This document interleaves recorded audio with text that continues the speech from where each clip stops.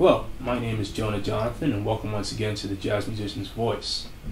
Tonight I'm presenting an interview I conducted back in 2012 at the Litchfield Jazz Festival with Chris Osborne, who is an excellent artist, and she's used to be the director of jazz music at Tower Records. She's familiar with countless jazz musicians, and during the 2012 festival she was actually commissioned to design a t-shirt that featured Dave Brubeck, and she painted a really nice painting, and that was featured on the t-shirt at the Litchfield Jazz Festival in 2012. And she's also just an amazing painter. I mean, you check out her work. She also combines her love of cars into something that's unique. Especially one of my favorites is the Buddy Bolden painting that she's got. She's got another one with Jimi Hendrix, and I really encourage you guys to check out her work online, and I'll put links for it in the annotations below. And yeah, thanks for watching. Please stay tuned for future interviews, and subscribe if you haven't done so already, and stay tuned. Ladies and gentlemen, I'm here today at the Litchfield Jazz Festival with the great artist Chris Osborne.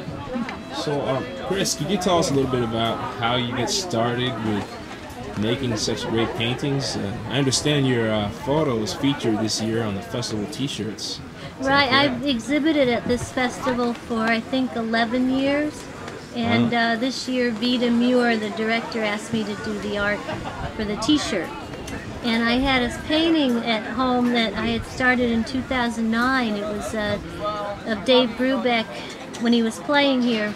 It was a tribute to the 50th anniversary of the 1959 album Time Out, with the great hit Take 5. So because I like cars and they're in my paintings, I picked a 1959 Corvette.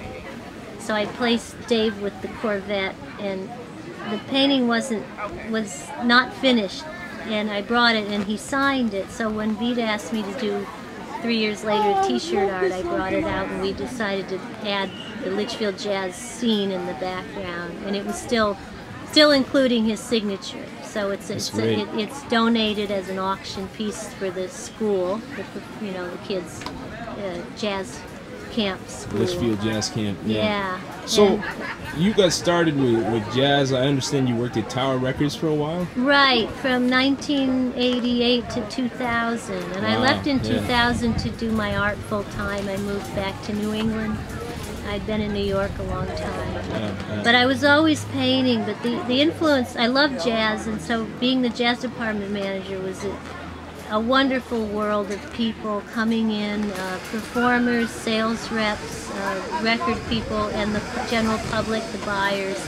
It was such a mix, so I learned, I had friendships with people that I just treasure: Abby Lincoln, Tony Bennett, Rosemary Clooney, Cassandra Wilson.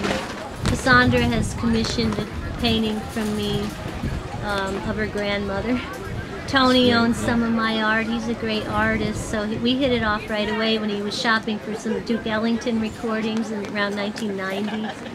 So we've been friends ever since because we both are painters. Tony Bennett. Yeah. And you mentioned that you knew Ron Carter as well. Oh yes, and Ron came in to shop, and I was thrilled to meet him.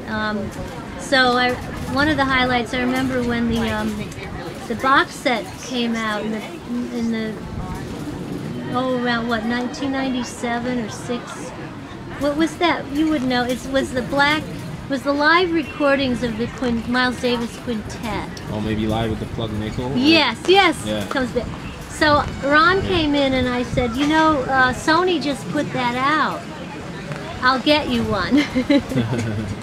Not that Ron couldn't afford to buy one, but it was my honor to, get 2 promos, one for me, one for Ron. And, that was a thrill to me. So I like doing things like that for musicians that I just treasure, whether they're famous or not famous, but just people doing the great music. And tell me a little bit about your concept behind your paintings, because you have cars in most of your paintings. Right. So you combine cars and jazz and great jazz musicians. How did you come up with the idea? Well, in 1988, before I started at Tower, I was doing my art and working at home a couple of years. And I have a good friend named Debbie Hastings, who's a wonderful bass player. And she played bass with Bo Diddley for over, 25 years or so until he passed away. But in those years, when Debbie and Bo and the band would come through New York, I would get invited to the Ritz or the Summer Stage in Central Park when they would play, and I loved that. And so I asked Bo if I could take some photos one day to prepare for a portrait I'd like to paint. And he said sure, and he sat on a couch at a rehearsal space they were at, and he held his guitar in different positions, and I took pictures. And when I got the pictures all spread out at home, I happened to read an article, and I learned that he'd owned a 1957 Chevy. Back in those years, it was a black station wagon that the band equipment would go in. Yeah, wow.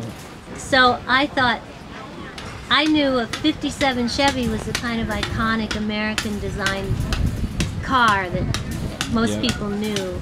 So I looked for one, but I came up with one that was a bright reddish, colorful pinkish reddish color, and I virtually put Bo on the sitting on the car in my painting. He wasn't doing that in real life. And then it just expanded from there, and I started to think more and more about that theme, and my love of cars came back to me from my childhood when I used to make plastic car models, which I wish I had now. I think my dad got rid of all of them when I grew up. So it started to come back to me, and I got more and more interested in the car culture, but combining that with my love of jazz and blues and music in a lot of ways. That's great. So one of the paintings that was striking to me is the one of Jimi Hendrix. Can you talk a little bit about that? Yeah, I'm pretty proud of that painting. It came later in all these years of doing this, but I knew that Jimmy loved Corvettes. I knew about one that he bought out in Los Angeles because in a book there's a picture of him in the car, and you can chronologically find out that he bought it April 29, 1969. So that was documented in LA, and the day he bought it, he went off to play that night with Delaney and Bonnie at the Hollywood Bowl. Yeah. And so I thought, oh, Jimi Hendrix and Corvette, what a cool idea. I got to do something with that. And then somehow, it's hard to find out these things because most biographers don't look into that part of people's lives. And most people, if they had a driver's license, bought cars that reflected the money they just earned or the things that they, the styles they loved. So he liked Corvettes, and I began to learn that he had 4 Corvettes from 1968 to 1969, and the one I chose to paint was one that he had summer of '69 when he rented a house in Shokin, New York, outside of Woodstock at the foot of the Catskills, and he was rehearsing a new band for Woodstock. It's interesting. I know a drummer that I used to perform with. His name was Randy Kay. And he actually lived there at that house with Jimi Hendrix. And they were doing that's amazing to me. Yeah. I love those very intimate facts about daily life. Yeah. That's wonderful. Yeah, his name is Randy Kay, and he told me it's like they had a jazz band, and Jimmy was getting into experimental avant-garde jazz. Wow. But then his manager came around and said, no, get rid of this band. We're putting up a band for Woodstock. Oh, yeah. What was it, Michael Jeffries? Yeah. He's a pretty controversial manager. Yeah. So when I knew about this Corvette of that time period, I wanted to really kind of nail it. Where did he have the car? And I didn't know right away he had it at Shokin. I knew he had a '69 Corvette that was a kind of a bluish, a black color, although black can look blue because of the sky reflection, so it was referred to as blue, a bluish black. And so I wrote to a writer. I found out that Sheila Weller, who now writes for Vanity Fair and wrote the great book about called Girls Like Us, about Joni Mitchell, Carly Simon, and Carole King. it's going to be made into a movie now. Wow, So, great. but she's a great writer.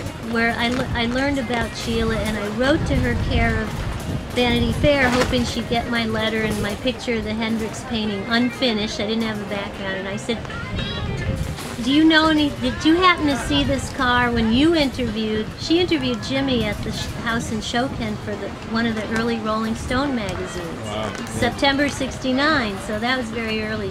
And it was a published interview, and she wrote back to me very, very kind, and said she liked my art, and that she in fact saw the car there, rode in the car with 2 other friends, so there were 4 of them. Jimi was driving, there were 4 people in the car, they rode around the area. Yeah.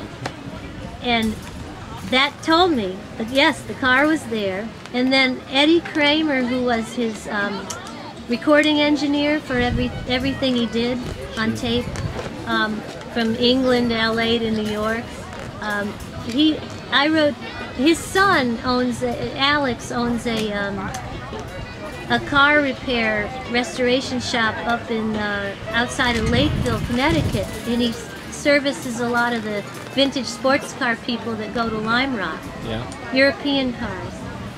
And Alex, a friend of mine at Lime Rock knew Alex and said, "I'll send him a picture of your Hendrix painting and see if he can ask his father, Eddie, out in California about that car." Well, Eddie relayed back that he had ridden in that Corvette with Jimi up 9th Avenue in New York City, and he said, yes, Jimi loved his Corvettes. It's so exciting to see that Chris is paying attention to Jimi's cars, because no one does that. And that's what Eddie said, and it meant a lot to me. Yeah. So I was getting information that was really good information, and so I knew the area around Shoken because I went to Bard College across the river, and so I put the scene there with the Ashokan Reservoir in the background. Cool. And I put a lot of things in the painting or some things that relate to song lyrics that Jimi wrote, like Flying on the Wings of Eagles, Butterflies and Bluebirds. I put those things in there just because it's kind of poetic. And when I went to photograph the reservoir for reference for the painting, I saw bald eagles there. Wow. So that was really chilling, meant a lot to me. So that's the story. And I think that I have more Hendrix Corvette paintings in my future, because since he had one that people said was a gold color, and the one in LA in the picture, it's a black and white picture, it looks like the car could be either white or a baby blue. So it'd be fun to do a number of paintings about that. Yeah. So. Okay, well, thanks a lot, Chris. Where can people check out your videos? Well, and I have a website of my art. Is there any videos of your work on there? Or? Well, a friend put one on Facebook. Oh, Actually, okay. I couldn't even tell you how to find it. She put something together on her own, and I haven't linked it up. But I do. But you'll see all my paintings and some other kind of fun pictures of events with people, with Tony Bennett, with Delphio Marsalis. I did a painting for Delphio 2 years ago. He was so sweet. He loves my New Orleans Buddy Bolden painting, the history of jazz, so he commissioned me to do a painting for his CD poster. Yeah. But so those pictures are on there. But the website name is based on my name, Chris Osborne, but it's abbreviated to Chris O. So it's chrisoart.com. chrisoart.com. Right, okay. A-R-T, so ChrisOArt.com. Great, well, thanks a lot, Chris. Thank you so much for your time. It's great to see you at Litchfield Jazz Festival. I always love coming here, and when you come along, it's just a treat. Oh, thanks a lot. I appreciate it. Thank you.